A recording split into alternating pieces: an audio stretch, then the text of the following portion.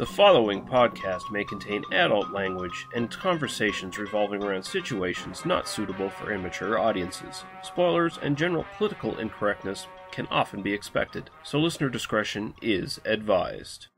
Hi guys, just a brief note. While we were recording this, there was a brief period where the sound cut out while I was reading the cast list for Johnny Mnemonic. Couldn't find any workaround for that, so I just sort of edited really quickly there, so you're only going to get like a truncated version of the cast list. Not that it's super important.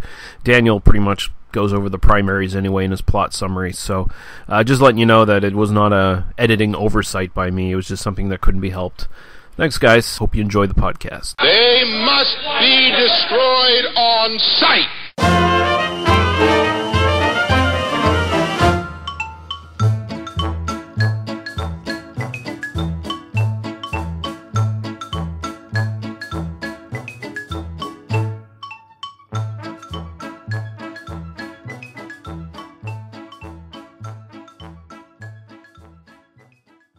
Okay, we're back. It is episode 71 of They Must Be Destroyed on Sight, a movie podcast. I'm your host, Lee Russell, and I'm joined by my co-host, Daniel Harper. How you doing, sir? I'm doing well. Unfortunately, I did just enter the mobile infantry, so I'm probably not going to live much longer. But if you do, you'll be a full citizen. I will have voting rights after I get out, so there is that. So you can vote for Fascist A or Fascist B, you know? That'll be awesome. Well, that's kind of what being an American is these days. So. Yeah. Oh, fuck. So we're on our last little break episode. We're going to be jumping head first into spaghetti westerns after this, which should be a lot of fun. But this episode, we're going to be doing two 1990s sci-fi films. We're going to be doing Johnny Mnemonic from 1995 and Starship Troopers from 1997, both suggestions from Daniel. So this should be a lot of fun. I like to think of this as the Dina Meyer epispisode, personally. Yeah, that was kind of the genesis of this. Was I was chatting with someone on Twitter, and who was kind of talking about Starship Troopers, and I said, well, if it means I get to shower with Dina Meyer, I'm totally down for this feature, Yeah, and then kind of became like, oh yeah, let's do this and Johnny Mnemonic, So that was really the genesis of this. Sometimes just chatting with me on Twitter means that we do weird oddball episodes that they must be destroyed on site. So keep that in mind, people who might want to follow me on Twitter. Yeah, throw all kinds of suggestions at them. But yeah, we're going to get into that. I don't know if you have anything else you want to talk about that you've watched as of late. No, not really. I talked about the most recent intermission episode, so... Right on. Yeah, I've watched quite a bit of stuff, but then I did the intermission episode, so it's all done. So there's nothing to talk about. Other than that, it's really just been... my wife has been watching a lot of the Bones TV show, so I just kind of come home from work, and there's just a new episode of Bones that's just kind of always playing. So, oh, God. They did one on the JFK assassination, and I made her let me watch that one.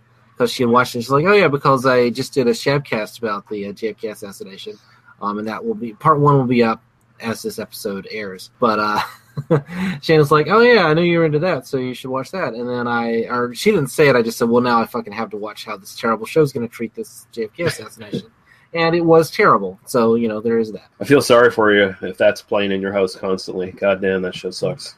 Yeah. I love my wife, and it's awesome, and she knows exactly how stupid it is, but she just kind of appreciates the stupidity. But that's kind of what my life has been like for the last week or so. Is Bones just playing on the TV all the time. Well, that's like that other fucking show that we've raked on before. The guy who just got fired for kicking a producer or whatever. What is it? It's one of those CSI ripoffs, but I don't know. It's that one that's been on for like 20 years now. That's not Law and Order. But where they're catching serial killers in their jet plane every week. Oh, Criminal Minds. Criminal Minds. Jesus Christ! Yeah, junk food. It's pure TV junk food. Well, it's. I mean, I don't have a problem with TV junk food. No, it's fine. Like it's perfectly acceptable. Just kind of like it's dumb, but it's like it's whatever. It's, I have my vices. I'm not going to complain. Do your thing. Like enjoy your show. Just don't take it seriously. Fuck, I watch titty comedies and stuff, and sometimes take some of them seriously. So I mean, I've got no real ground to stand on, really. I did actual research on a 1986 Canadian tax shelter titty film. Mm-hmm. I don't have any complaints about how anyone else chooses to spend their time. Yeah. So I think we can just jump right into the reviews. I don't think we have anything else. I think there might have been one or two comments. I'm just been strapped for time this week, so I'm not going to get to them. I will get to them in our next episode. Apologies to anyone who had some comments sitting there. But, of course, as always, they must be destroyed on site on Facebook. And it's the best place to leave comments. Just join the group. It's free. Get in. No one on there is an asshole. And there's some fun conversations once in a while there anyway. It's a small group, so, you know. Come on, suggest stuff, add your friends. Really, we'd like to get... One thing I noticed, I was looking at the YouTube links I was looking at your YouTube page where all the YouTube versions of these podcasts go, and I noticed that all the sex comedies had way more watches, like 10 times the number of watches than the other stuff. And I think it's because you put, like, you know, images of like bikini-clad women, and I think people clicked on those. So I'd be curious to see how long people watch some of those. But I think really what that means is we should just put bikini-clad models on the background images of all the podcast episodes, whether they're sex comedies or not. You know. And then I could find some like really provocative shots of Dina Meyer and put them on. There might be one or two of those. Yeah. I don't know. From these movies, particularly Starship Troopers, you know. Yeah. And I think also it's partly people doing what we do for trying to get obscure sex comedies from the 1980s and stuff like that. Oh, YouTube's probably got a dirty VHS of it somewhere, and so someone's looking for Bikini Drive-In, and then they stumble on ours first thing. Yeah, could be it. Yeah, so, you know, hey, if you're listening because of that, congratulations, you found us. Yeah, especially if you stuck around. Yeah. I think we jump into our first cinematic masterpiece here, Johnny Mnemonic from 1995.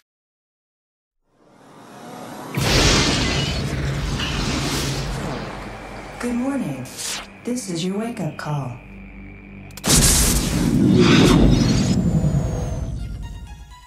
The year is 2021. It is no longer safe to transmit information. Phones, computers, and satellites are all vulnerable. But there is a solution. Your storage capacity? I can carry nearly 80 gigs of data in my head. Input the data into the brain of a human courier, like Johnny Mnemonic. Hit me.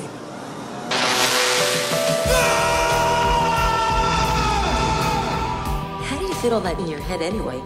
I had to dump a chunk of long-term memory. You had to dump a chunk of what? My childhood. What are you doing? Making a long-distance phone call. I've got the goods, Ralphie. Now I just want to get them out of my head. Now, in a future... We locked on him. Where those who control the information control the world. I've been charged with recovering the head of the mnemonic courier. Everyone wants what is stored in Johnny's head. Double cheese anchovies? They were waiting for me, Ralphie. Time is running out. I'm a dead man if I don't get this out of my head. I can get it out. How? A cranial drill and a pair of forceps. For the future's most wanted fugitive.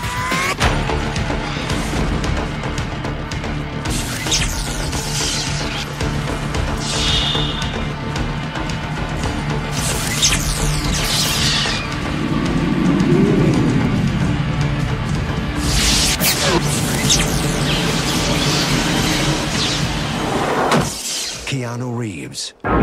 You can't shoot me. Not in the head. Johnny Mnemonic.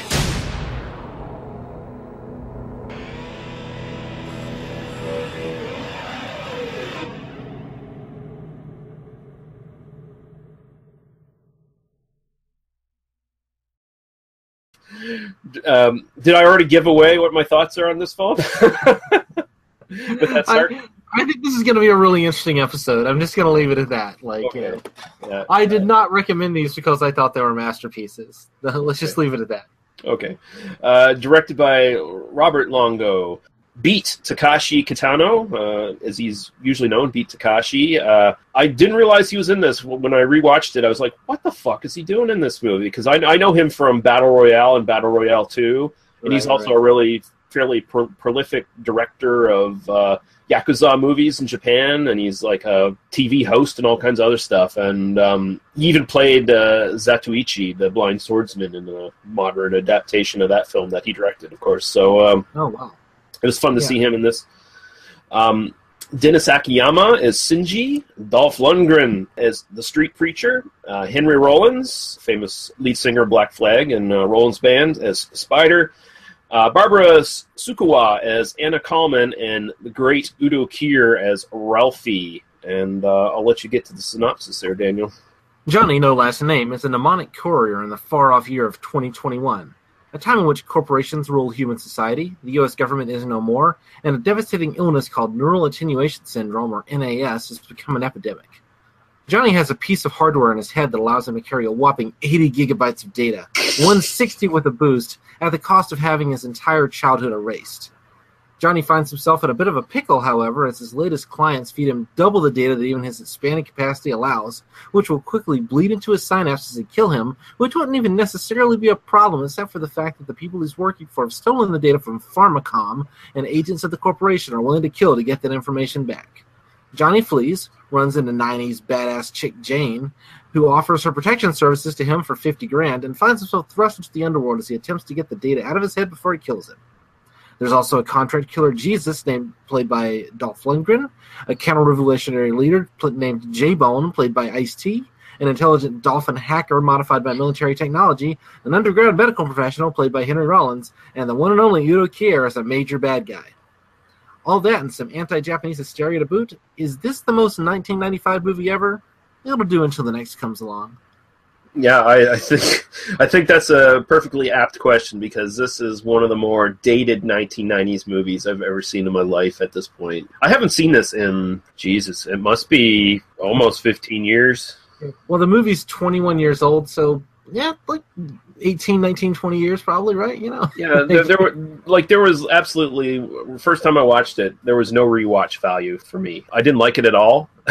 I like it a lot more now, rewatching it, but that's mostly for Dina Meyer and the rest of the cast around Keanu Reeves, because Jesus Christ, I just forgot how bad he was. Like, it just becomes like a kind of a cliche that he's just so bad. He was really, really bad back in the 90s.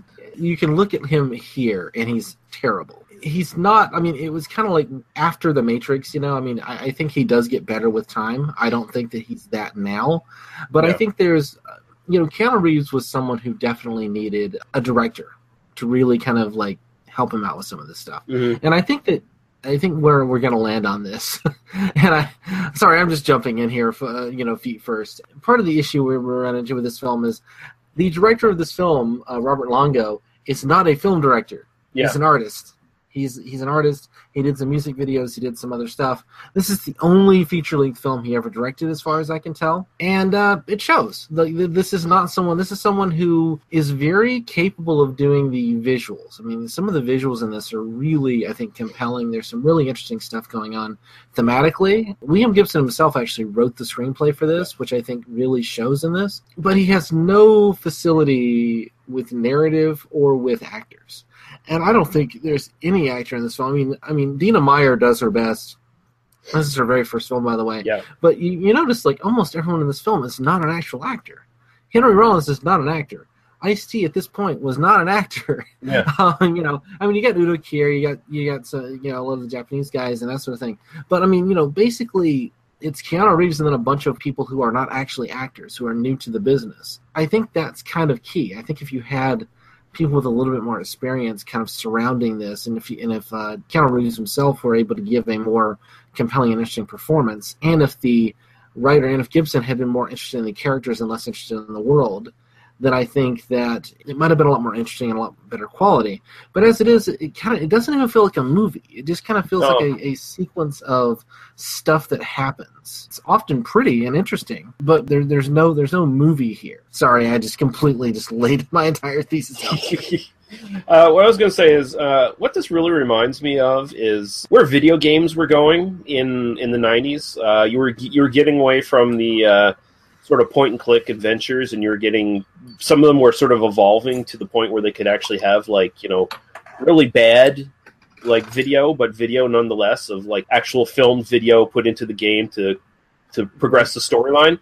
So you had stuff like Wing Commander 3 and stuff like that had like Mark Hamill and Malcolm McDowell in it and shit like that. This feels like all the sort of video interludes in a video game that you're playing. And I mean, it runs on that sort of cyberpunk thing that William Gibson's known for, like the Neuromancer, and some of the characters are from some of his other stories, apparently slightly rewritten. Yeah, do you know William Gibson's fiction at all? I know it a little bit. I've read a couple of his stuff, some of his things way back when, though, like a long time ago. I went through I won't say a serious William Gibson phase. I went through a bit of a William Gibson phase in my kind of teens and 20s, as many people did in their teens and 20s. Yeah. It's an excellent time to discover William Gibson. But I actually reread the short story John Mnemonic before recording this podcast. It's a short story. It wasn't. Mm-hmm. I just basically took an hour or half an hour this afternoon and plowed through it. Jane is based on one of the lead characters in Neuromancer, is a character named Molly. That Molly character is also kind of one of the co-leads of the John Mnemonic short story. A bunch of the really good ideas. I mean, it's funny how much of the stuff that's actually really good in this movie is lifted directly out of the short story, but all of the really bad ideas, like for instance the neural attenuation syndrome stuff, is not in the short story. Much of the kind of the really stupid kind of structure of the story, as much as I'm going to respect Dolph Lundgren, the idea of like a street preacher, serial killer, contract killer, is not necessarily the most interesting thing that you could put in a movie. That's not in the short story. Yeah. The short story is much more brutal and kind of interesting, and kind of gives it a lot more kind of interesting context. It's really about this world. But a lot of the stuff like the low-techs and this kind of side society, this underground society, the neural seepage is played a lot better in the short story. And it's really Gibson just kind of adapting these ideas for kind of what he perceived to be this kind of, mass audience, and just kind of missing the mark. I mean, I'd love to see William Gibson write another screenplay. I'd love to see him kind of do more of this kind of now. But I mean, it's pretty clear that this was kind of a swing and a miss, for everybody involved. Also, from what I understand, is they basically took Gibson's script and butchered it up and added stuff to it that he didn't even put in it, apparently. So, like, this movie, from what I understand, was originally supposed to be $1.5 million. It was supposed to be like a small art film. The company threw $30 million at it, 26 to 30 million, I guess, 30 million after advertising and stuff. But yeah, this movie had a lot of studio tampering. I mean, even down to the soundtracks. There's 3 separate soundtracks for this movie, and depending on which version you watch, whether it's the American theatrical version or the version that is made for Japanese audiences, you get totally different soundtracks. And you get like a lot of different footage, a lot of different stuff that changes the story around. Apparently, I think it was Beat Takashi's role it was either his or the other lead, Dennis Akiyama, one or the other, I can't remember which one it is, but their roles were like way more expanded in the actual for Asian markets, and a lot of stuff was changed around. There was a lot of tampering in this film, and you can kind of see it. Like, you can see the amateur directing and the tampering at the same time. It kind of feels it feels very fragmented. It feels like you took all the narrative scenes from a mid-90s video game, between the pointing and clicking and shooting or whatever you're doing in the game, and they just lined them all up. So a lot of the stuff sort of comes out of context, kind of feels weird. But even the non-actors that are around Keanu Reeves are acting up a storm compared to him. Like, right. He is so fucking wooden. I mean, he's and to a degree, it sort of makes sense in that, like, he has no memory. He has no Mm-hmm. I mean, you could sort of like go, well, he just kind of doesn't have a personality because he doesn't have any memory. But then it's like, no, he's just bad in this movie. And I mean, it's just where Keanu Reeves was as an actor at this point. He just wasn't very good at this point. And how many? In fact, he was terrible at this point. Can we just say? Oh yeah, he's awful. He is more wooden than fucking Groot. Like, that's how. But do we even have to make like the obvious jokes of there was definitely a lot more storage space in that head of his? Like, right. I mean, come on. Yeah, no. Dina Meyer is really good in this. This is her very first film role. You can definitely tell why she kind of became a star, and she's still acting today. I kind of looked her up, and I'm like, yeah, she does a ton of TV and stuff even now. Like, I don't like necessarily pay attention to like mainstream television anymore. So I sometimes Google it and go, "Oh, whatever happened to Dina Meyer?" And it's like, "Oh, wait, she's been on the lead on this TV show for like the last 8 years." Oh, what do I know, right? Yeah, and she's like 47 now, and apparently she bathes in the same pool of the blood of virgins that Julianne Moore bathes in, because man, she is not aged. she has not. She still looks great. She's got a ton of personality in this. I mean, she's kind of playing generic 90s action chick. And I mean, honestly, she's not great in this film. I mean, I think when we get to Starship Troopers, I think she's much, much better in Starship Troopers than she is here. But this is her very first film role, and I think she looks phenomenal next to Keanu Reeves. Like, Keanu Reeves is so bad. Henry Rollins does a really credible job here. I really like his performance in it. Ice-T, you can tell why kind of he became a star, when kind of he went on to I mean, he's been on SVU for like 15 years or whatever it is now, So well, he and Rollins both have the charisma and personality where you could see that if they kept that acting, they'd actually get somewhere, and they both have. So yeah. Actually, I know it's fashionable to hate on Henry Rollins. I quite like Henry Rollins. I think same. He's a talented guy. About the only thing I remembered from this film, other than Dina Meyer kind of being badass, and the scene in the bar with Udo Kier, that was kind of the thing I remembered as a kind of watching it as a teenager. And then the one line reading I really remembered was the bit where Henry Rollins Spider is it's like, "Oh, how are you going to get the thing out of my head?" And he's like, "Oh, with a pair of pliers and a wrench," essentially, whatever the line is. I always thought that was like a great, I think Keanu Reeves like, "Fuck that." And, in fact, I think my line reading just there was better than the one he gives in the film. Oh God, you can't fucking identify Keanu Reeves because he just and when what little character he has, he's just a whiny bitch, really. Like he just everything.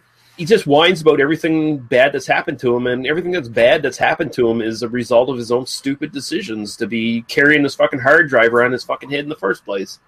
Well, the short story, and I mean, really the thing that Gibson is trying to get at is that, people are just kind of forced. I mean, in this kind of future world, he's trying to kind of say that, people have literally, sold their humanity in order to this technology. I mean, we're all just kind of become slaves to this, corporate ideology and this kind of, profit-given thing. And life is cheap because if the corporation is done with you, then you aren't, you're just not going to live very much longer. Yeah. He's very good at portraying that world in the novels and in the short stories. I think that early William Gibson, I mean, the Burning Chrome trilogy is really good at that, or the Sprawl trilogy, I guess is what they call it. But this is just, I mean, Reeves just can't sell it at all. I mean, I think with a more credible actor, I think this would come across better.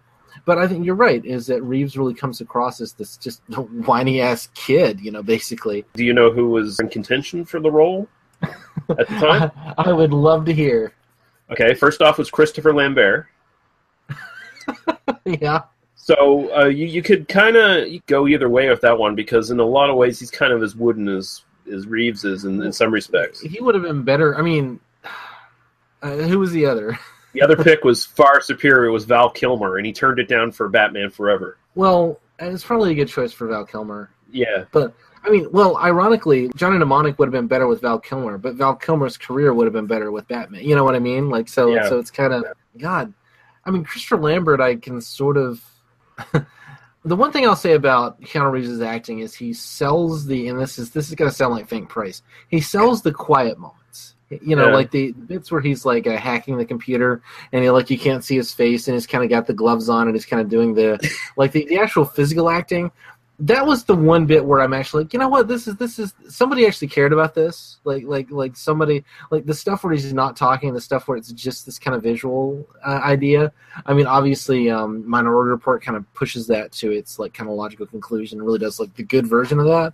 Mm-hmm. But that's really the stuff that clearly that's where a bunch of the money went.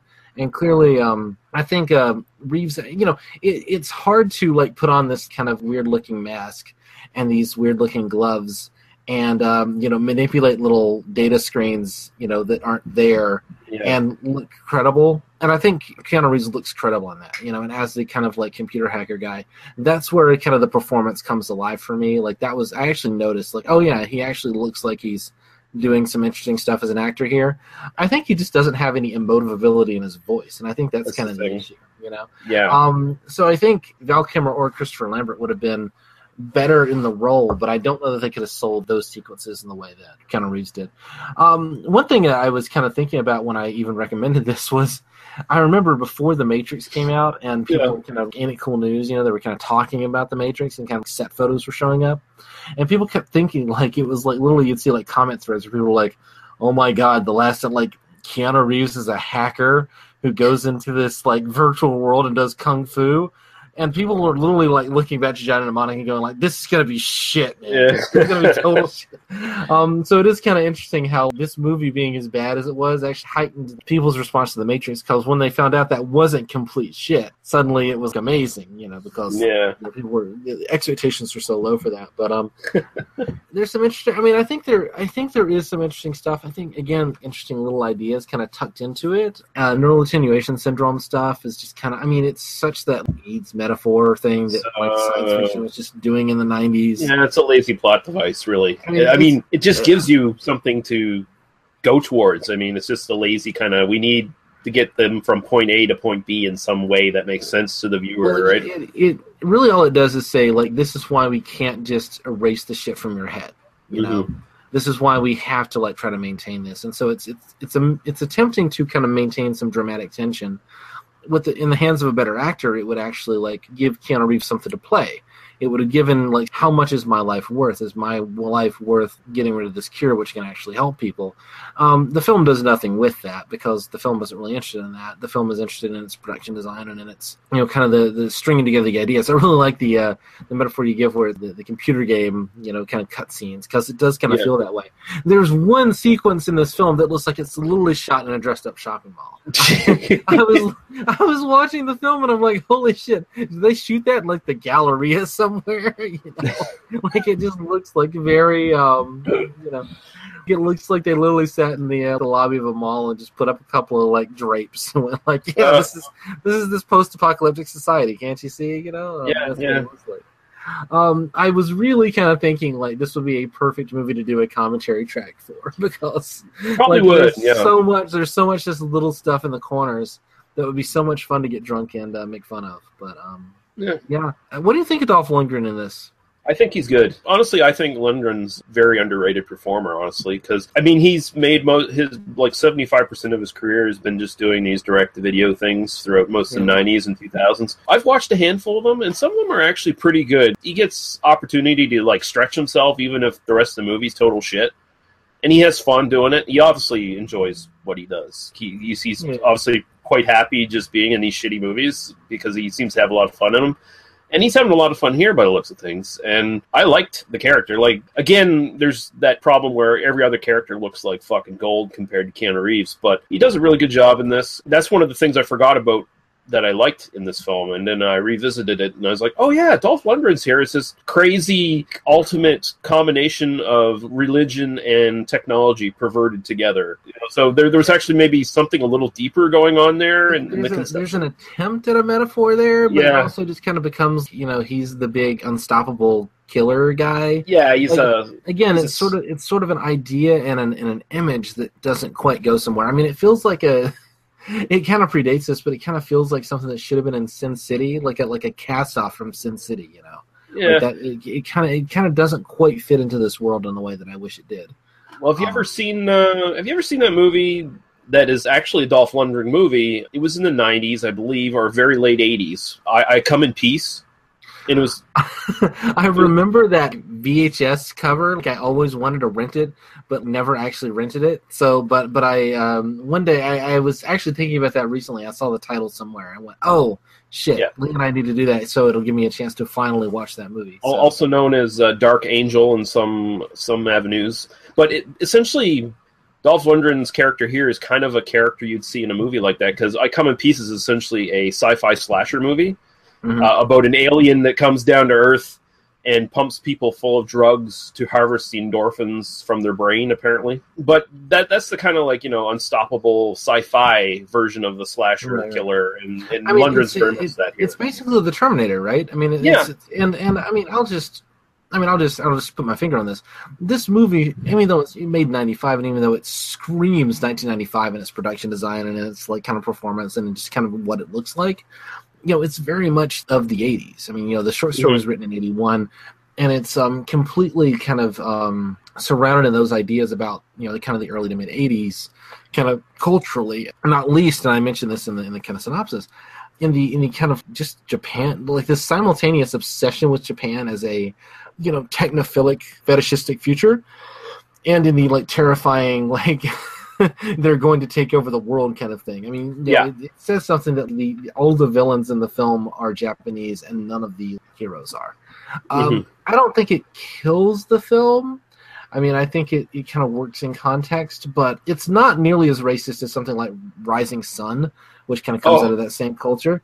Rising Sun might be one of the most racist things that's ever existed. And we should absolutely cover it at some point.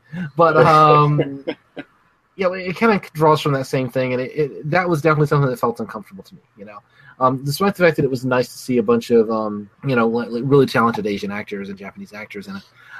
It was kind of like, and then the Japanese people show up and they just want to kill us all. That's what, that's kind of the mentality that the film kind of gives us. So. Well, and even the way it uses corporate culture in this is very much akin to some of the worst examples of Japanese corporate culture, where in Japan itself, people, if they don't have a job for their entire life in some corporation, they feel like they're useless, and they had high suicide rates partially because of that.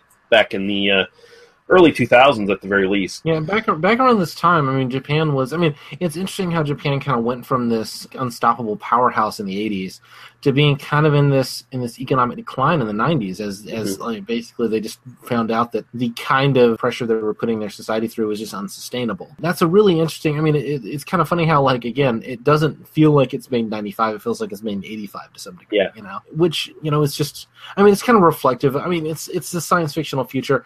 I find it hard to blame William Gibson for stuff like that, just because he's very clearly sympathetic to this, and so much of this isn't really in the short stories, but it really comes across in the film. The short story is a lot more subtle. It's a lot more interesting because it actually portrays these guys as kind of real characters. The structure of the movie is very much not the structure of the short story. I mean, I'll leave it at that as well. The film, I mean, to what degree it was written by William Gibson and to what degree it was written by somebody else, I don't know. Once you kind of put actors in this, and once you kind of portray it in this way, and you kind of like flatten out all the characters and everything, just turns into this. They become caricatures, and it becomes a lot more difficult.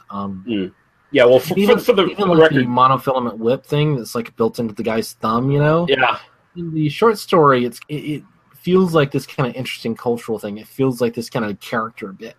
This guy just has this thing. Whereas in the movie, it's like, well, you got your thumb chopped off because, you're in this like Japanese corporate structure and you're a Yakuza member, which kind of feels a little racist.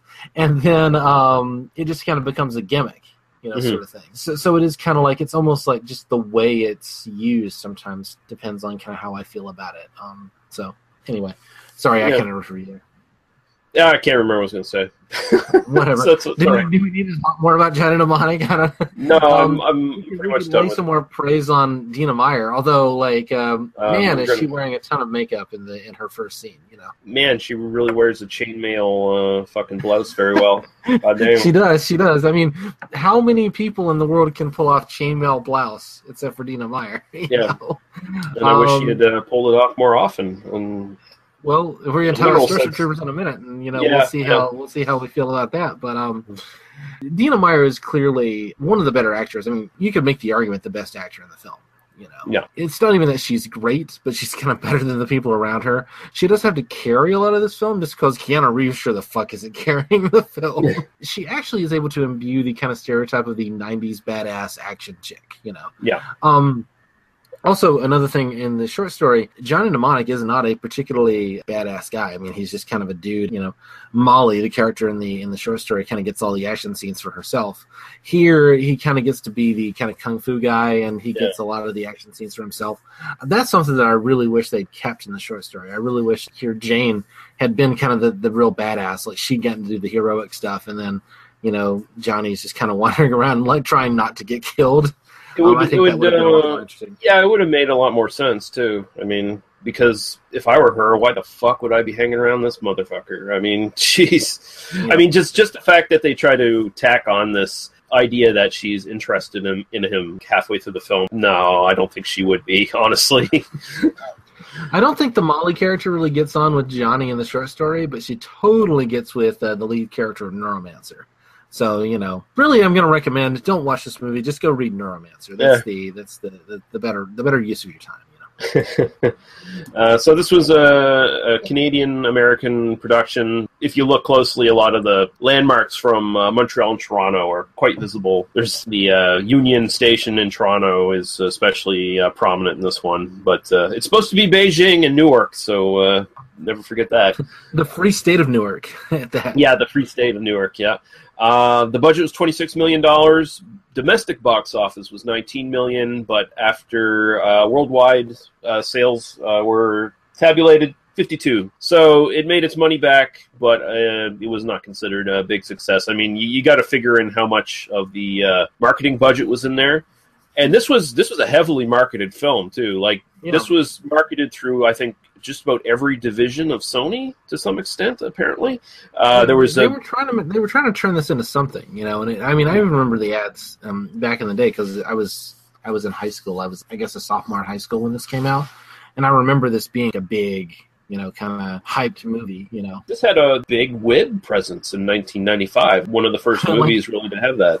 Yeah, I think we'll talk about that a little bit more when we get to Starship Troopers as well. Yeah. The influence of the early web. This is actually, it is kind of interesting that William Gibson was someone who, despite the fact that he coined the term cyberspace, and so many of his early works in particular are very intimately connected with kind of technology, he had no concept of what the actual technology was, and kind of had to be coerced into doing early internet advertising. He did a Prodigy chat about the movie when it came out or something like that, and did some marketing for the movie on the internet, and it was kind of a big marketing, big deal thing. He kind of hated it, and but it was kind of this early, you just got to kind of look back to the fact that I can go on a web chat and chat with William Gibson about this new movie that's coming out. Well, it's this big deal on the internet. Yeah, so he's sort of almost kind of to a smaller degree, a technophobe like Ray Bradbury was. Yeah, he's very much. He's much more interested in kind of the societies and the people. He's interested in technology, but he just makes up the details. It's not. Mm-hmm. It's kind of about these ideas of what data connectivity will do to us, as opposed to actually using it himself. Yeah, the actual mechanics involved in it, he's not interested in at all. He's just interested in how it actually would affect people. Yeah. Unless you have anything else to say about this one, I think we can move on. Dina Meyer is great. Udo Kier is excellent. Is Udo Kier? What else you have to say about that? Till he gets his a quarter of him chopped off. He's solid. Yep. The monofilament whip is kind of badass. It's fun. Yeah. You've got flaming cars falling from the sky. Yeah, it was weird. And there's a dolphin that is a computer hacker, and that's actually from one of his stories, isn't it? So it's not even a ripoff from Sequest ESV. Right. No, the dolphin. The dolphin is actually in the short story, John and Mnemonic. Yeah. It's funny, but it means something completely different. It's not like this thing that's held off to the end. It's just kind of an element of the story. They just kind of run across it, and in fact, there's even this kind of idea of you actually get to talk about how the military hardware, is kind of fucked with this dolphin's brain, and that sort of thing. The dolphin is much more kind of sympathetic and pathetic in the short story than it is in the movie. It's just kind of you just kind of get the computer graphics. Oh, by the way, the graphics themselves, for 95 are really impressive. I'm just I was kind of looking at particularly the hacking sequences. It looks very 1995, and I'm not going to pretend it doesn't. But it looked pretty good. It really did not. I did not look at it and go, well, clearly this is just a piece of shit. Clearly there's a lot of energy that went into it. There's some good design. Seems a bit better than Lawnmower Man. But at the same time, I still kind of feel it feels more dated to me than the computer animation used in The Last Starfighter, for example. Sure. It's so obviously that era where there was this. Let me put it this way: I will say this movie is better than Hackers. You know? Hackers is one of those all-time bottom 20 movies for me. I hate that movie beyond all reason. My wife really loves that movie, but she's like, because it's just an excuse for pretty people to walk around and be pretty. And I'm like, okay, I get it, but it's incredibly stupid, you know. Yeah, I mean, Angelina Jolie, back when she still had the baby fat on her and was looking really nice and round and hot, yeah. That's it. We're putting Hackers on the list, and we'll talk about it at some point, you know. Oh, yeah.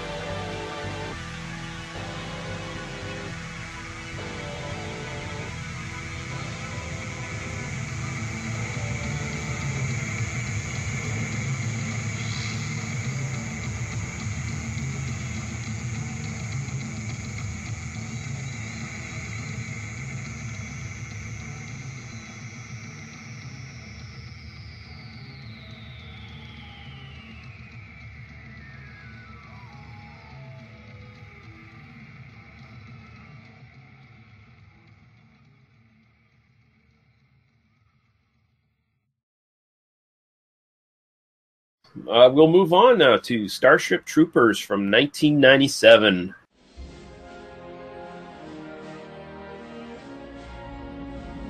In every age, there is a cause worth fighting for. But in the future, the greatest threat to our survival will not be man at all.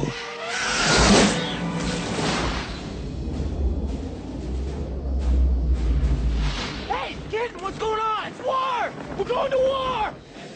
Now, the youth of tomorrow must travel across the stars to defend our world. We are a generation commanded by fate to defend humankind. Everyone fights, no one quits. We are going in with first wave. You smash the entire area. You kill anything that has more than 2 legs. You get me? We get you, sir. But they will face an enemy more devastating than any ever imagined. Here it comes!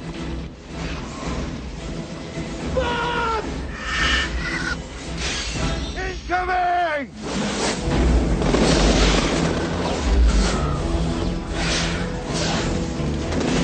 Mayday, mayday, this is Roughneck 20. We're under attack, sir. We need retrieval now.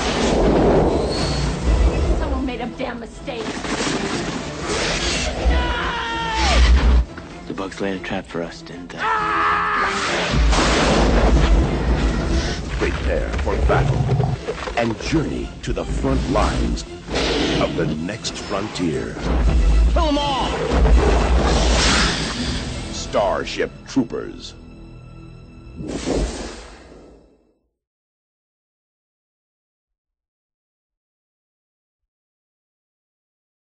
Directed by Paul Verhoeven, written by Edward Neumeyer, and based on the book by Robert A. Heinlein. It is starring Casper Van Dien as Johnny Rico, Dina Meyer as Dizzy Flores, Denise Richards as Lieutenant Carmen Ibanez, Jake Busey, all fucking teeth, as Ace Levy, Neil Patrick Harris, doing his best Nazi impersonation as Carl Jenkins, Clancy Brown, awesome in this, as Sergeant Zim, Seth Gillian as Sugar Watkins, Patrick Muldoon as Xander Barclaw, and the awesome Michael Ironside as Gene Razek. Razek?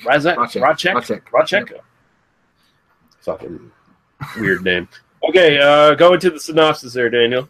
Sure. And by the way, has Clancy Brown ever been bad at anything ever? No, not that anything I can think of. No, okay. All right, here we go.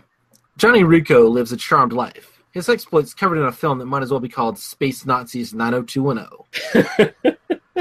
He's living in a fascist military dictatorship, about to graduate high school, with a father who thinks the military is scum, a best friend with psychic powers, and with 2 gorgeous young women battling for his affection. His girlfriend Carmen is tops in the class in math, meaning that she's about to enter the military as a hotshot space pilot, but Johnny isn't so hot in the subject, so when he joins up, he ends up a member of the mobile infantry, basically the Space Marines, under the whims of a hyper-violent drill instructor and subject to corporal punishment in the form of whipping if he gets out of line.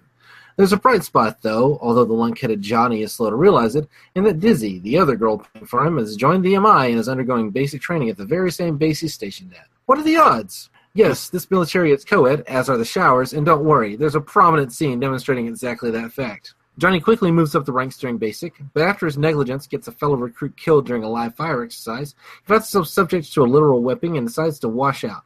This plan is short-lived, however, as before he can even find the door, it is revealed that the alien bug species has wiped out his hometown with an asteroid, and the Federation is at war. So it goes. The rest of the film progresses as Johnny moves up the military ranks, runs into some old friends and mentors, and basically kills a whole lot of fucking alien bugs, who may or may not be intelligent. His relationship with Carmen becomes strained, then absent, and Disney moves in for the meathead's hot burning love as the military engagements grow ever more intense. In the end, Johnny becomes part of a mission to capture a brain bug. The intelligent cast of the alien species and human supremacy of the galaxy seems assured. Unfortunately, everyone seems to be wearing skulls on their caps. That's a Mitchell and Webb reference. Google it. Maybe there's some kind of subtle satire going on? Yeah. Oh, man. I'm glad I revisited this one, though, I gotta say. Unlike Johnny Mnemonic, I had more fun watching this one. I forgot how much I liked this one. This is another one I haven't watched in quite a few years. So here's where Dina Meyer really sort of comes into her own as like a big star, really. Again, she's the best. She was in Johnny Mnemonic and Dragonheart, and then this was kind of her next big thing, you know. Yeah. So. And in this, she's, again, pretty much the best thing in it. She's the only, like, human character, really, in the whole fucking thing. You could say Michael Ironside or Clancy Brown, certainly. Mm-hmm. I mean, I could accept those arguments, but I would argue she's the best actor in the film. There's those scenes where she just gives a glance, you know, like where she's looking at Rico, or, you know, she's looking at Rico kissing Ice Queen there. the greatest acting talent that's shown in the film is that you actually believe she wants to fuck this guy. And it's actually interested in him as a person. Like, I understand, like, going, like, yeah, he's cute. He's got a square jaw. I mean, he's probably he's probably, like, simple in bed, but at least a fairly, like, kind of, he would be kind of a fun lay. Like, I understand her being horny for him, but you actually get that, like, she actually likes the guy, like, as a person. Yeah. And that's the thing where, like, that takes acting talent. Yeah, she sells it, too. And all I gotta say is, between her and fucking Miss Ibanez... Denise Richards should have been the one in that fucking space coffin. That's all I gotta say. She should have been the one shot out into the fucking stardust. Fucking ridiculous. I think that's part of Verhoeven's satire in this, though, because I have read the original book, and the Dizzy character is actually a male in the book. Like, there's not even that. The Dizzy character dies in the first, like, 10, like, the first, like, 10 or 15 pages of the book? Yeah. So... by the way, our mutual friend Kit Power loves this movie, and so hopefully he and I will still be friends after the end of this podcast episode. Oh my god, I watched this theatrically. I actually did see this when I was 17. I was 17 when this movie came out. I was a huge fan of the novel, and I really liked this when I first saw it. And boy, does this not hold up for me at all. I think this is a mess. You know, this is the other film other than RoboCop, which is the kind of Verhoeven Dina Meyer kind of collaboration. RoboCop works really well because it is a film that is kind of like simultaneously a satire and a kind of effective kind of 80s action movie. And I mean, it's doing a whole lot of things at once. But it really kind of is able to kind of be a lot of things and kind of sell everything. This doesn't work for me at all. I mean, it feels really undercooked and half-baked. It feels like the satire is the stuff like the kind of newsreel segments work. I really like that stuff. We're following this romantic subplot as if anybody gives a shit. First of all, a third of the film is based around that. You know, if Denise Richards and Casper Van Dien were able to give reasonable performances. I mean, Denise Richards might be a worse actress in this than even poor Keanu Reeves was in John Mnemonic. I would agree, honestly. She's terrible. She's good. The only sequence in which I actually buy her is the sequence where she's running to the space capsule towards the beginning when she's in her kind of pilot training, and she's really excited to get to fly the spaceship. You know, that's the one thing that I actually bought her in. I never bought her for a second in any other moment of the film.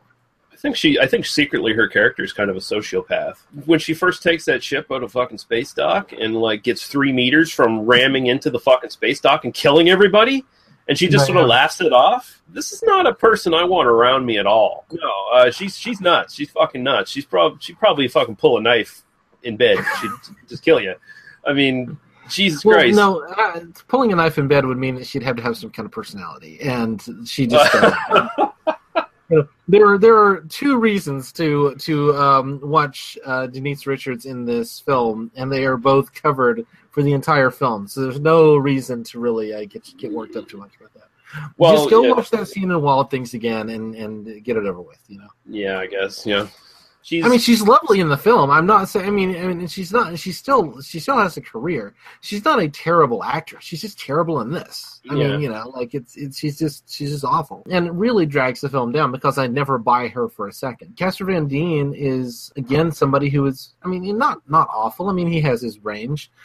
He's trying to kind of do the satirical thing. He's kind of trying to do the I'm playing a lunkhead because like the story involves me kind of being this, but doesn't really have the acting chops to pull off to kind of hint at the satire, to hint at the intelligence kind of underneath, and so just kind of comes across as really wooden, not quite as bad as Keanu Reeves was in China Mnemonic. He's charming enough to kind of sell the movie. You can kind of like follow along with him, but I think really the issue is that just Verhoeven didn't care about these actors. He cared about his satire, and he cared about the action stuff, and he cared about the other elements, and the kind of 90210 soap opera stuff just kind of like goes off into La La Land. And I doubt he even wrote it. I think it was probably studio saying, "We need this. We need a love story. It can't just be Wolverine shooting bugs and acting like fascists." Like, Ed Neumeier is the writer here, and again was also the writer for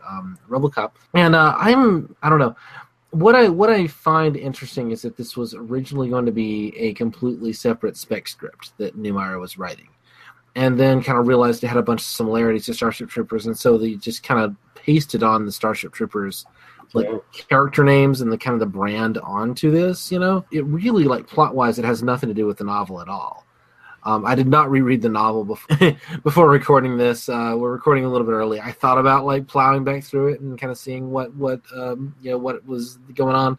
I remember pretty well. I read it a bunch of times as a kind of teenager. I was a big Robert Heinlein fan as a teenager. This definitely doesn't follow the novel at all. I mean, no. You're right. Actually, what this movie does is it plays up it actually plays up the criticisms of the novel, is what it does. It doesn't use the novel's plot really at all. It just uses kind of the skeleton of it. But what this does really is it's Verhoeven and Neumeier basically saying, yeah, this novel, the criticism of this novel being a pro-fascist screed, pro-military screed is what it's really about. We're gonna craft a story around that. Right. And, I mean, what I think is interesting, and I mean, actually more interesting even than the film, is that, Heinlein, writes lines like, the sequence where the teacher is saying Michael Ironside in the film, but, they're two different characters in the novel. But the history and moral philosophy teacher at the beginning it has this long sequence where he's like, nothing has been a better solution to problems than violence. Violence has solved more problems than anything else.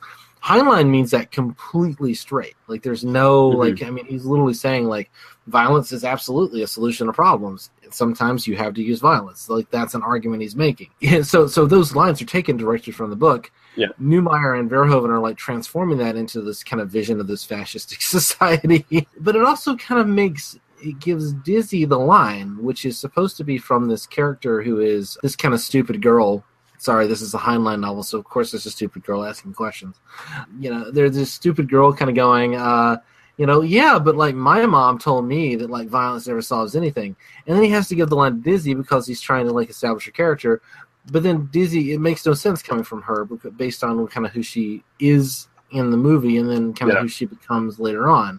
Like there's no, so it kind of violates her character in some really, in a really bad way. And that's kind of what I mean by it's undercooked. It feels like it's kind of a lot of stuff that's kind of thrown together but doesn't quite gel. Like, it feels like there could have been another 2 or 3 drafts to really kind of make this really sing. I mean, there's some really interesting stuff. I mean, the kind of fascist imagery, The opening scene with the recruitment thing, I mean, that's directly shot for shot taken from Triumph of the Will.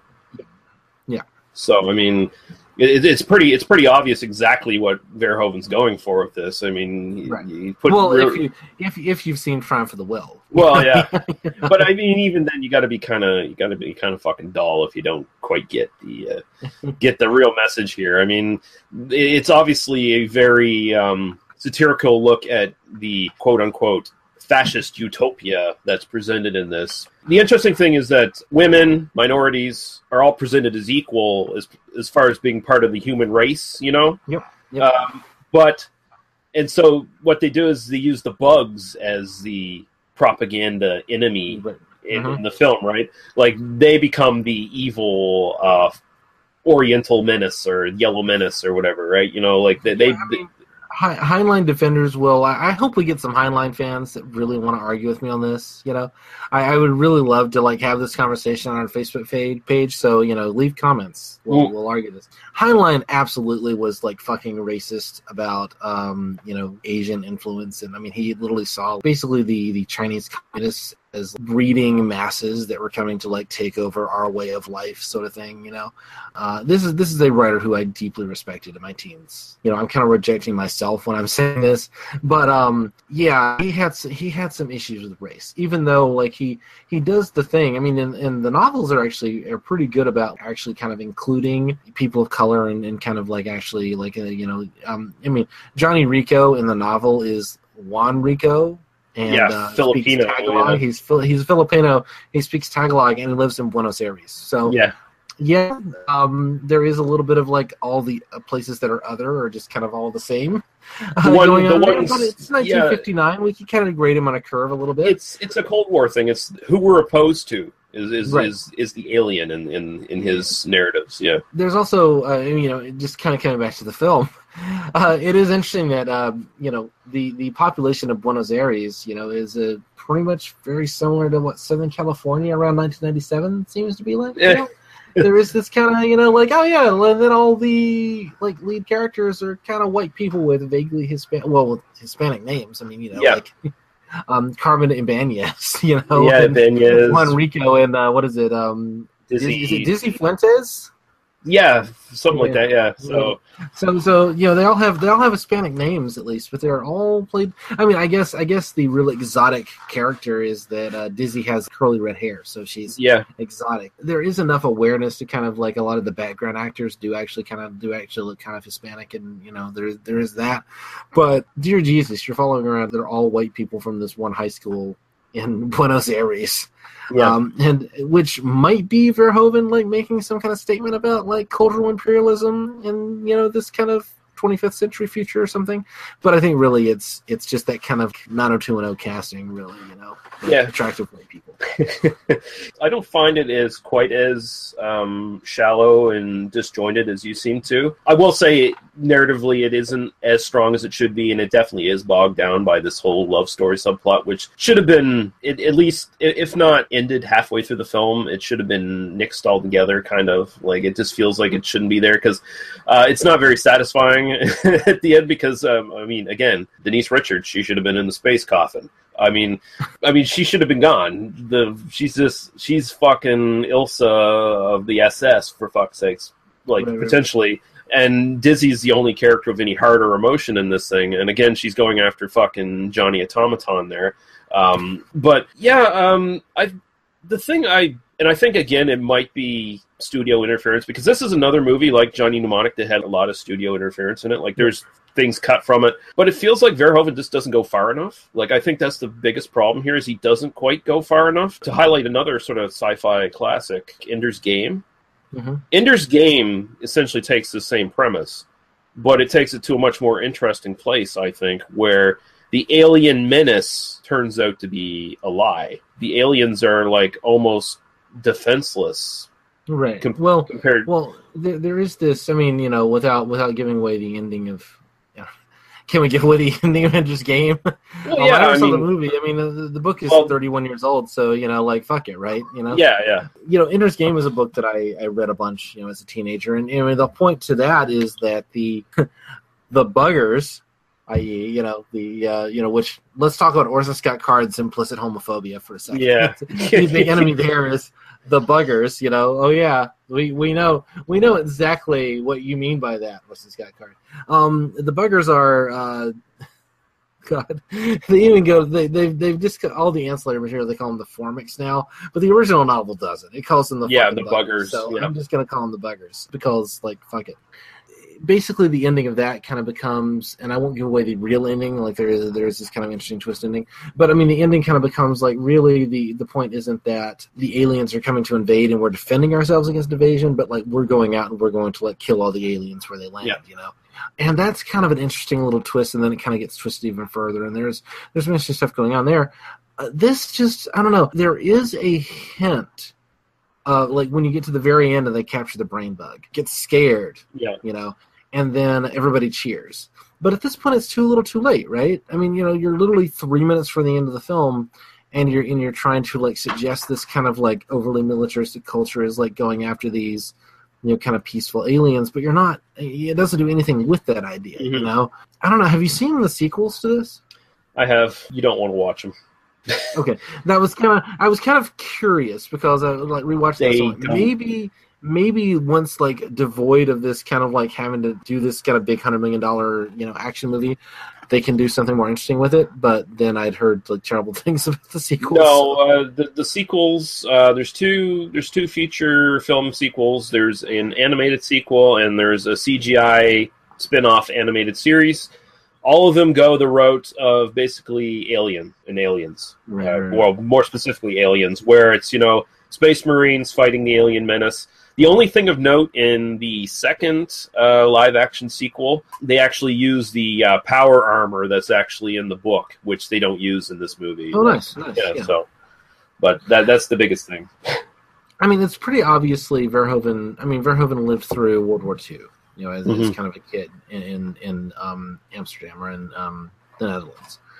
He says explicitly that this is him, kind of making his kind of World War II movie, except he doesn't do anything with the kind of World War II imagery. Again, going back to RoboCop. RoboCop is such a movie that's kind of about talking about, like, cop movie cliches, and it's kind of about, interrogating that and kind of looking at that in some kind of subtle satirical ways. And what about this is in any way responding to the, like, billions of movies that have been made about World War II? I mean, there was potential here. Like, say what you will about Heinlein, one thing he does sort of emphasize in this book and other stories he's done where, dealing with space marines of some sort, he's very interested in sort of focusing on the real lives of the foot soldier who's down in the trenches fighting, like the person who's really putting their life on the line for their country or whatever they believe in, There was the potential for Verhoeven to do that in this movie, and he really doesn't. He kind of sidesteps it, which I think is another failure where they don't even feel like they're a military unit. When you watch the battle scenes,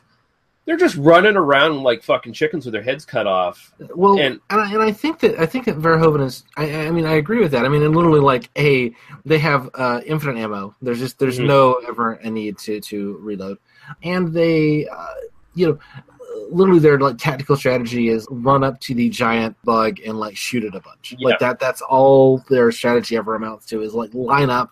And I think that Verhoeven is trying to kind of use visual rhetoric to kind of tell how stupid this society is in terms of doing that. The film also kind of wants us to revel in the violence. It wants us to kind of revel in the action scene and kind of think it's a cool action scene.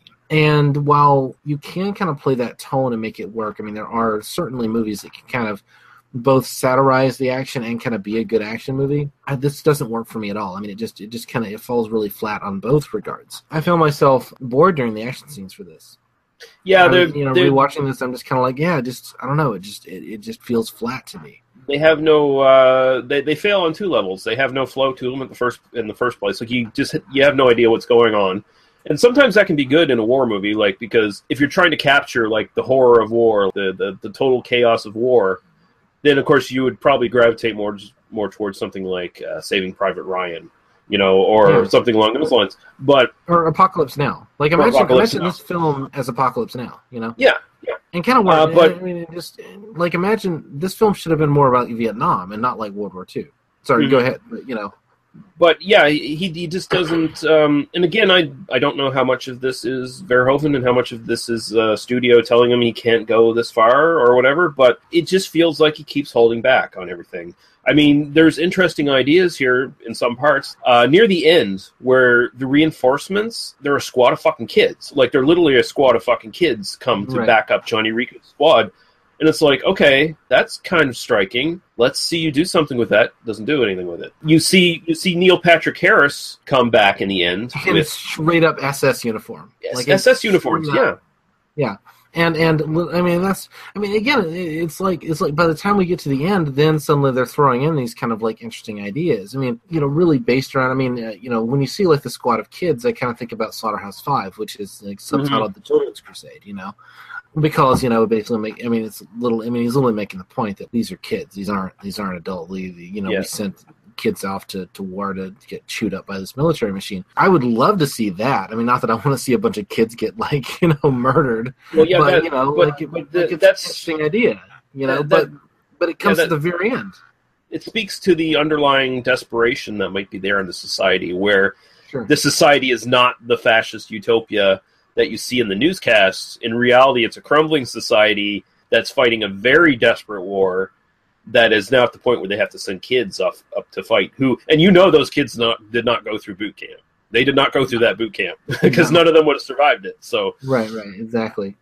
Yeah, I mean, it's subtle. It's there. I mean, you can read it that way. I just, for me, it's just kind of like it doesn't work dramatically. It doesn't work as a film. You and I could write a better version of this, like having seen this. And maybe that is like the studio was fucking with Verhoeven and Meyer, and they just couldn't kind of do it. But it's also, all I have to judge by is the version that I see in front of me. You know what I mean? Yeah, well, the movie version of Ender's Game, it's not perfect, and I would argue it's not a better movie than this, but it does expand a lot on those sort of ideas that you see hinted at in this movie. That one definitely shows that the sort of totalitarian fascist government that is present on Earth in Ender's Game is crumbling. Like, you can see right through the fucking holes in that society, right, as opposed to this one where the media is so omnipresent in what you're shown in the actual film that you don't really see the holes unless fucking Verhoeven throws a couple scraps your way here and there. But otherwise it just becomes broad satire, where at the end it's bookended by another, basically a propaganda film that is kind of a funny joke in a way, because, it's like, now we're going to beat the bugs. But, I mean, really, are we? Because Johnny Rico has become a total, fascist. He hasn't learned anything. If anything, he's regressed to even more of a fascist robot. He's going to lead the charge now, and a whole new generation of little fascists are going to follow Johnny Rico to battle, and there's no real indication, yeah, we got the brain bug, great, but there's no real indication that they're going to do any better against these bugs in the next battle. I mean... yeah, I mean, they're literally just shoving things in its hole, and they're, drilling into it, and torturing it. Yeah, I get that. I mean, I'm weakening a little bit, and kind of I guess I'm saying I really hate this film, which isn't really the case. I feel like it's a missed opportunity. I get that. You're disappointed. I am disappointed in it as well, in what it doesn't do. Right. I don't connect it to the novel at all. The only way I can kind of view this is to just kind of disconnect it from that, because despite the fact that it's titled the same way and it's got all the same names of characters, this isn't the novel, and it's not really it's not really even a response to the novel. I know that they're we're going to kind of use some of the ideas, and yeah, it's not a very sophisticated response to the novel. But if you view it as kind of its own thing that's kind of off and kind of doing this kind of broad military satire, for me, it doesn't quite work as that either, just because it's kind of one note. I mean, yes, military organizations are filled with fascists who just want to kill things and have no regard for anything but the people around them, and see the enemy as completely inhuman, and will just bomb it to oblivion. Yes, I agree. Yeah. That's just reality.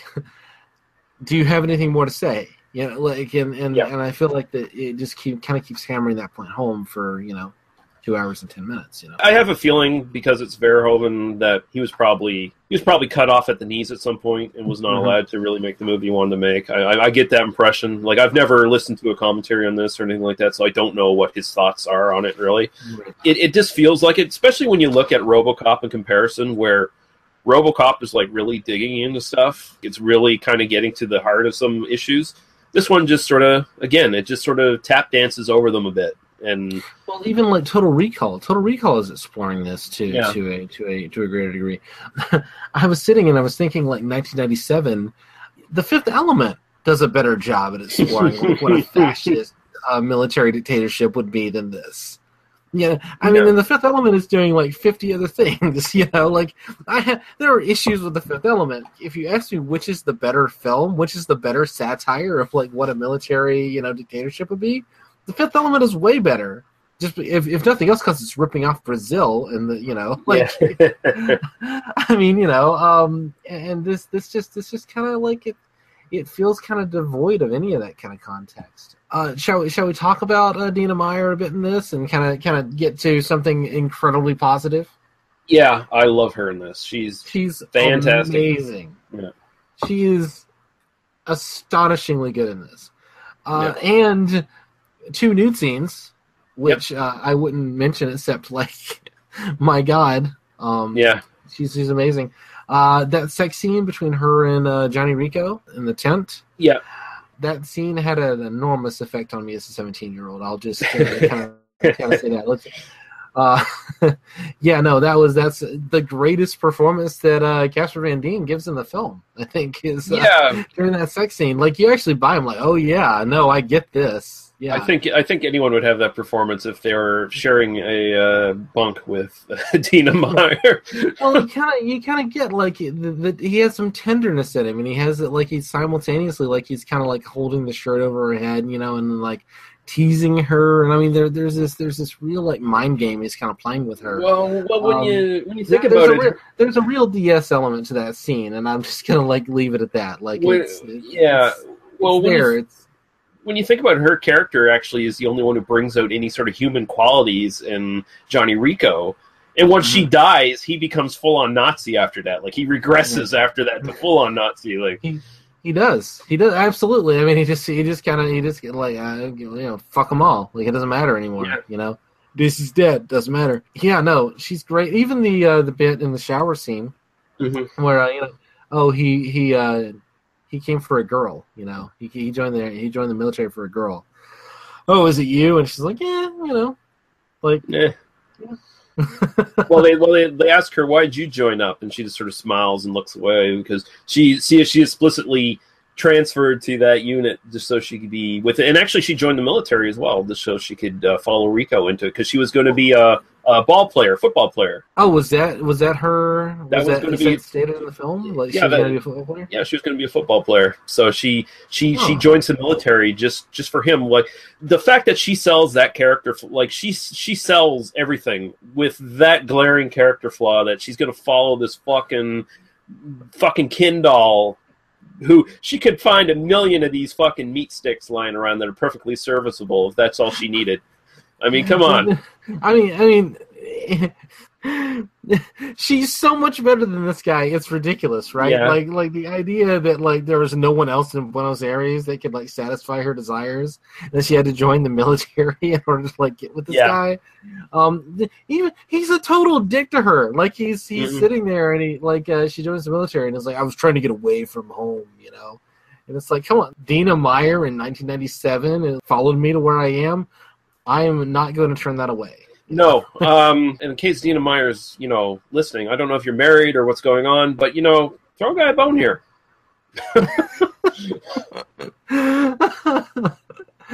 She's amazing in the film, and, I mean, really, you're right.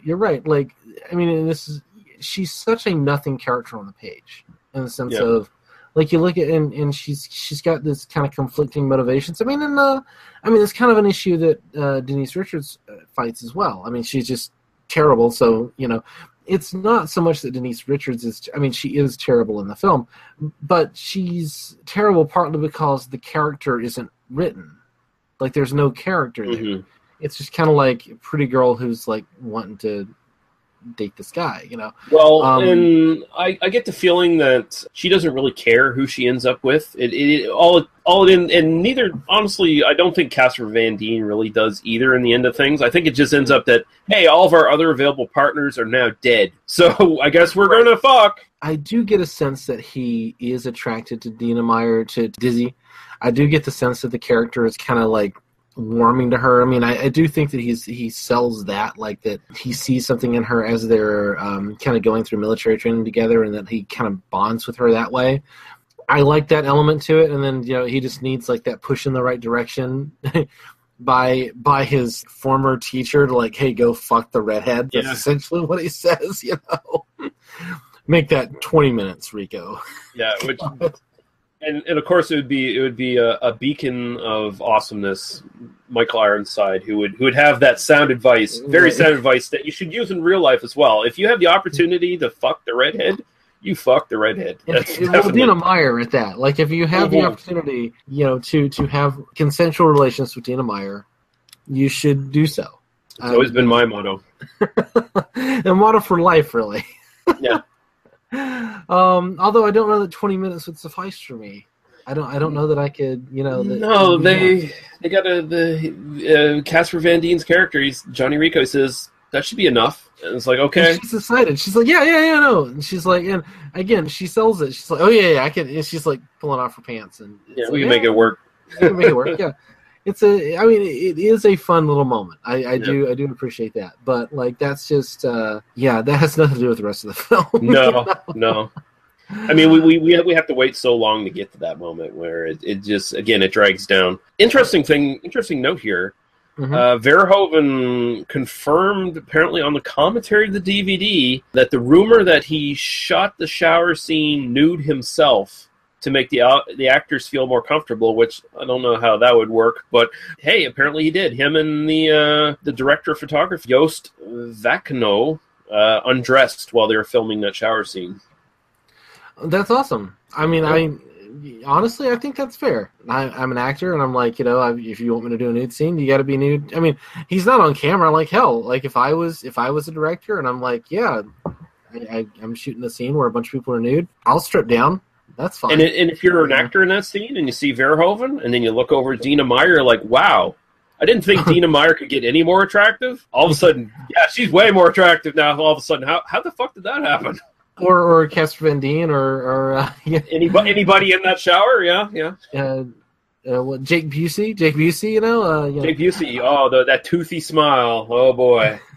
One of my favorite elements of the film is the fact that Jake Busey's character plays the violin. Like, there is this hint of like this guy has this like kind of deep inner life, where he sits and he plays the violin. But then, like, he's subsumed in this fascist dictatorship, there really is this hint of that. Film does nothing with that, except, like, he just, like, plays the violin, and the violins are all made of plastic, and they're neon-colored, apparently. Just one more bit about the shower scene. I actually really like that scene. I remember really liking it, like, kind of as a teenager watching it, and it's one of the scenes that I remember. Just because it actually is, like, a moment where you kind of get to hear characters talk about their motivations, it sells the world, like there's this, I want to get into politics, and the only way to do that is to be a citizen, and I have to join the military. Yeah, and she's the girl who fucks up and shoots the other guy's head off, and then you see her walking away, drummed out of the military, so her entire life is destroyed right there, because she can join back, and And then the other girl's like, I want to have kids, and to get a license, it's easy to get a license if I, join the military. And that's one policy of this fascist regime I actually agree with. I do not. I'm not going to support the fact that people would have to have military service in order to have children, personally. But I support they need a license. That's what I'm saying. I won't go that far either. But okay. But it sells the world, right? And it really is like it's almost like the one moment in the film where you actually hear human reactions to things. Yeah. Where they're actually human characters on the screen. And I think that maybe that's the issue, is that they're trying to push this satire. They're trying to push this idea. They're not pushing it far enough, but in trying to push it, they turn everybody into a caricature. And then once you're just surrounded with a bunch of caricatures, you don't get any kind of human interaction. And good actors could have sold it. Dina Meyer, the reason that we're like praising her to this degree is because she actually sells a human character within this broad satire. Yeah. Because she's amazing.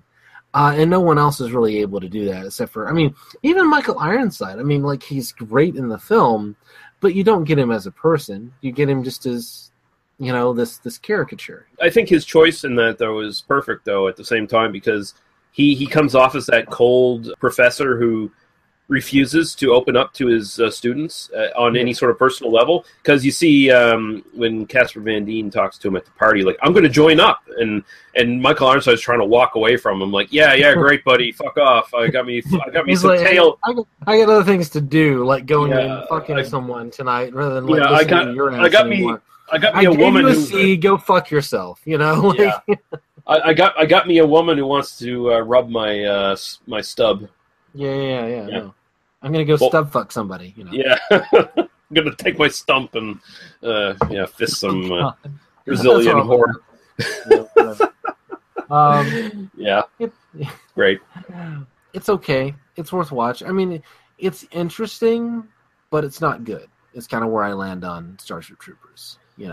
I would say it's good, but it's not interesting enough. Is where I'd land on it. Yeah. So that's where I kind of fall. I'd say it's a lot of missed opportunities, but at the same time, it's kind of fun. It doesn't necessarily work all that well as an action movie. Like we said, the action scenes are kind of scatterbrained and don't make much sense. Broadly, it's entertaining. I still find it to be, and I think Dina Meyer and then Clancy Brown and Michael Ironside give really great performances that are worth watching. In that regards, I can still recommend it quite a bit. So, Lots of interesting actors in this. I mean, Neil Patrick Harris is good in this. Mm-hmm. This is kind of that between Doogie Howser and becoming like an adult actor. So this is kind of in his middle period.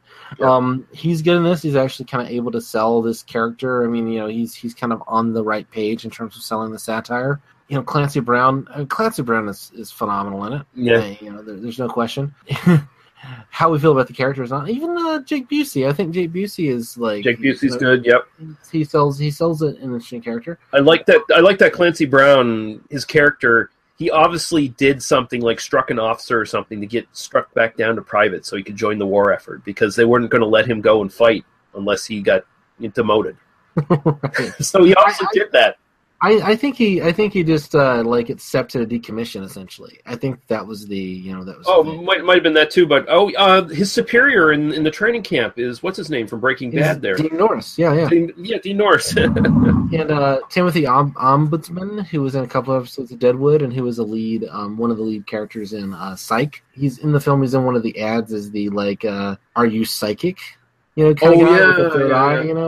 That's the guy. I mean, the captain in the Roger Young, the woman from Spaceballs, the nurse. She's the nurse in Spaceballs. The nurse from Spaceballs in that sequence with. Yeah, she's the hot nurse. I know her as.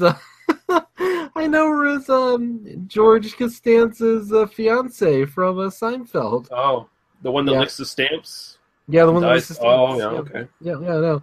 Sorry, now I got to go back and watch Spaceballs. The one that Dr. Schlotkin sticks his face into her. I'm kind of remembering it now. I'm like, oh, is that the same woman? No, I have to go back and rewatch that. There are a lot of interesting faces in this. You kind of watch it, and I'm like, oh my god, I know a lot of these actors, but yeah. I can't. The term I keep coming back to is glorious mess. There's a good movie buried in here. But this is not, for me, this isn't a very good movie. Yeah, that's fair. I can't argue that. I just know that I like it enough, even with its missed opportunities, that it's enough for me, to recommend and rewatch once in a while. So, sure. Yeah. All right. I think we can move on now. We're going to be coming up with Django is going to be our next episode. We're going to be talking about the original film starring Franco Nero, and we'll talk a little bit about the Quentin Tarantino, well, not really remake, but takes its namesake anyway. And we're going to be talking about a lot of other films that sort of rip off the Django name as well. And that'll be the first entry into our Spaghetti Western series, so that should be a lot of fun. Daniel, tell people where they can find you on the internet. You can find all my podcasts at oispaceman.com. That's oispaceman.com. I'm on Twitter at Daniel E. Harper. If you like hearing me talk about Robert Heinlein, I have a brand new podcast, which will be out. The first episode of that will be out by the time this episode goes out, where my buddy, hopefully future guest of this podcast, James Murphy, and I sat and chatted about Robert Heinlein's 1961 novel, Stranger in a Strange Land, for about 2 hours. The podcast is called Consider the Ray Gun. That's one of our podcast threads. And we're going to be talking about mostly classic science fiction novels. So a lot of things here and there.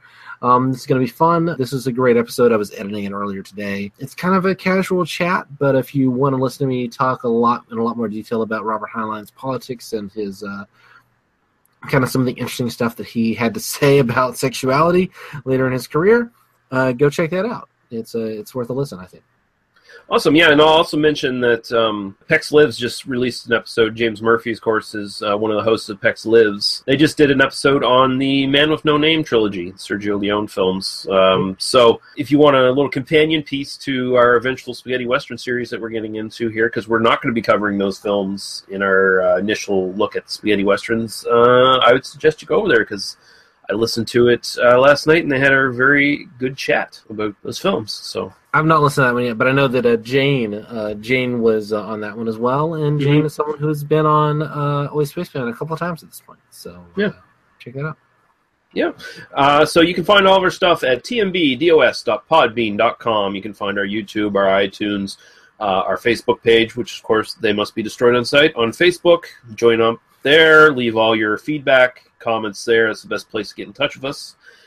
And until the next episode, where we get into our Spaghetti Western series, I'll say thank you, Daniel, for joining me tonight. And thank you, everyone. Yeah, and thank you, everyone, for listening. And we'll see you guys later. Bye-bye. Cheers.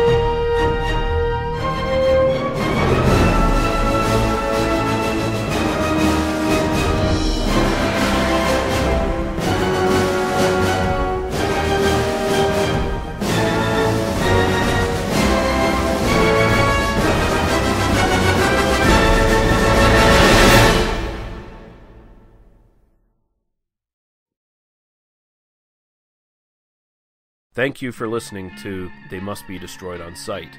For past episodes, links to the host's other stuff, and links to podcasts and websites of similar interest, please visit us at tmbdos.podbean.com. There you can also find links to us at iTunes and YouTube, as well as our Facebook group link, which is the best way to get in touch with us.